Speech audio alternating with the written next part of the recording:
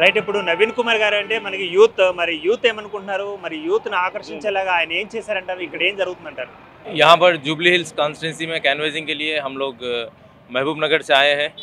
हमारे चेयरमैन आनंद कुमार गौड़ साहब, vice chairman Shabbir साहब के साथ हम यहाँ पर ये डिवीज़न में उबैदुल्ला कोतवाल साहब की सरपरस्ती में यहाँ काम कर रहे हैं। एक ही नवीन कुमार यादव साहब यूथ है, इस बार यूथ को हम आगे बढ़ाएंगे, यूथ को मौका देंगे। बल्कि पब्लिक की सभी की यही टॉक है और उम्मीद करते हैं कि बम्पर मेजॉरिटी से नवीन यादव साहब जीतेंगे। अब जैसे कि हम कैनवेसिंग को जा रहे हैं डोर टू डोर, तो एक 99% पॉजिटिव रिजल्ट आ रहा है, तो उसी से बोल सकते हैं कि नवीन यादव साहब बहुत बम्पर मेजॉरिटी से जीतेंगे। स्पेशली यूथ को मौका देने की पब्लिक की सोच है।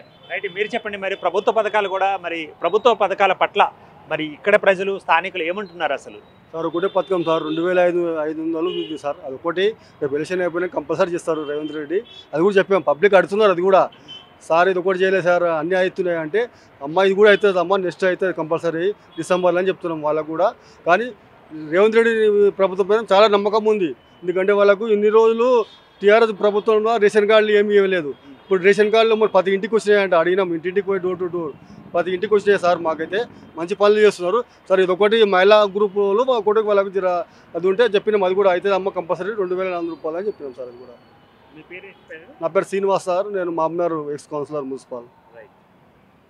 ఓకే మొత్తంగా చూసినట్లయితే మరి మహబూబ్ నగర్ నుంచి కూడా ఇక్కడ క్యాంపెయిన్ చేసేందుకు మరి కార్యకర్తలకు తరలి వచ్చారు, అదేవిధంగా నాయకులు మరి జిల్లా స్థాయి నాయకులు మరి మండల స్థాయి నాయకులు అందరూ కూడా ఇక్కడే మొత్తం మోహరించిన పరిస్థితి.